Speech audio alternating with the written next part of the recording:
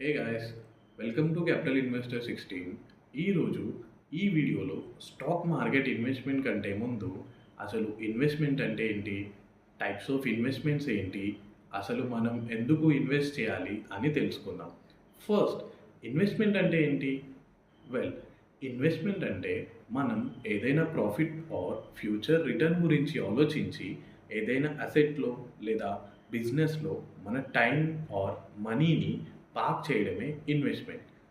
Next, investment అనగానే చాలామంది share మార్కెట్లోనే ఇన్వెస్ట్ చేయాలని అనుకుంటారు. కానీ మనకి ఇంకా చాలా ఇన్వెస్ట్మెంట్ ఆప్షన్స్ ఉన్నాయి.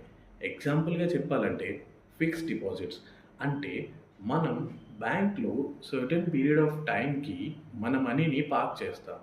అందుకు గాను బ్యాంక్స్ మనకి ఇంట్రెస్ట్ పే చేస్తాయి. నెక్స్ట్, బాండ్స్ అంటే మనం సర్టెన్ పీరియడ్ ఆఫ్ టైంకి మన మనీని ఒక కంపెనీకి లేదా గవర్నమెంట్కి అప్పు ఇవ్వడం. వాళ్ళకి ఇచ్చే అప్పుకి సెక్యూరిటీగా వాళ్ళు మనకి బాండ్స్ ఇష్యూ చేస్తారు. ఆ బాండ్స్ మెచ్యూరిటీ అయ్యాక వాళ్ళు మనకి ప్రిన్సిపల్ అమౌంట్తో పాటు ఇంట్రెస్ట్ పే చేస్తారు.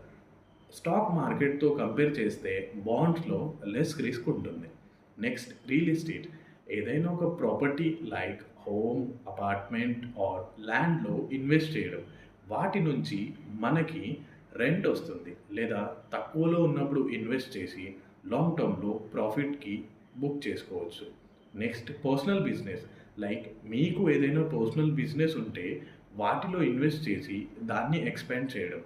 నెక్స్ట్, గవర్నమెంట్ స్కీమ్స్ అంటే సెంట్రల్ గవర్నమెంట్ లేదా స్టేట్ గవర్నమెంట్ స్కీమ్స్లో ఇన్వెస్ట్ చేయడం. వాటి నుంచి కూడా ఇంట్రెస్ట్ వస్తుంది. ఇలా ఎన్నో ఆల్టర్నేటివ్ ఇన్వెస్ట్మెంట్ రిటర్న్ ఆప్షన్స్ ఉన్నాయి.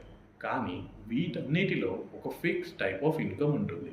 బట్ స్టాక్ మార్కెట్లో అలా కాదు. మనకి నంబర్ ఆఫ్ ఇన్వెస్ట్మెంట్ ఆప్షన్స్ ఉంటాయి. ఇక్కడే మీకు ఒకటి చెప్పాలి, ఇది మీకు చాలా బాగా యూజ్ అవుతుంది. When you can't build a business, invest in business. ఇదే నేను స్టాక్ మార్కెట్లోకి వచ్చేలా మోటివేట్ చేసిన ఒక స్టేట్మెంట్. థర్డ్, అసలు మనం ఎందుకు ఇన్వెస్ట్ చేయాలి అని తెలుసుకుందాం. అన్నిటికంటే ముందు అసలు మనం ఎందుకు ఇన్వెస్ట్ చేయాలంటే to meet our financial goals. అది చిన్నదన్నా అవ్వనివ్వండి, పెద్దదన్నా అవ్వనివ్వండి, like buying a home, car or to create a passive income. Next, మెయిన్గా మాట్లాడాలంటే ఇన్ఫ్లేషన్ని బీట్ చేయడానికి. ఎందుకంటే మీరు ఏదైనా ఒక ప్రోడక్ట్ని అబ్జర్వ్ చేయండి. ఫర్ ఎగ్జాంపుల్, ఒక 5 years బ్యాక్ 100 రూపీస్కి ఎంత పెట్రోల్ వచ్చేది? కానీ ఇప్పుడు అదే 100 రూపీస్కి ఎంత వస్తుంది? This is because of inflation. అందుకే ఇన్ఫ్లేషన్ని బీట్ చేయడానికి మనం మన మనీని ఇన్ఫ్లేషన్ రైజ్ అయ్యే దానికంటే ఎక్కువ రిటర్న్ వచ్చే వాటిలో ఇన్వెస్ట్ చేయాలి. ఇంకా ఫైనాన్షియల్ ఫ్రీడమ్ కోసం, ఫ్యూచర్ గోల్స్, రిటైర్మెంట్, ఇంకా మనీ కాంపౌండింగ్ అంటే మనీని మన కోసం వర్క్ చేసేలా చేయడం. అందుకే we need to start our investments today.